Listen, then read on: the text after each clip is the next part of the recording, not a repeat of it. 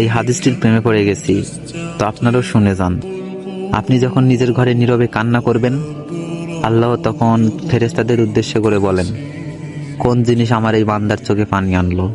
ফেরেশতাগণ বলেন, আপনার বান্দা সুখে নেই, আপনার বান্দা অনেকদিন হাসেনি। এই বলে ফেরেশতাগণ কান্না করতে থাকেন এবং আল্লাহকে বলেন, হে আমার রব, আপনি তো জানেন আপনার এই বান্দার হৃদয়ে কি রয়েছে, অতএব আপনি তার জন্য সবকিছু সহজ করে দিন। আল্লাহ বলেন, আমার এই বান্দা এমন কিছু জীবন থেকে হারিয়ে ফেলেছে যে সে অধিক ভালোবেসেছিল। অতএব আল্লাহ বলেন, আমি শপথ করছি, আমার বান্দা যা তার জীবন থেকে হারিয়েছে তার চেয়ে উত্তম জিনিস আমি তাকে এনে দিব, যা দেখে দুনিয়া ও আখিরাতে সবাই বিস্মিত হবে।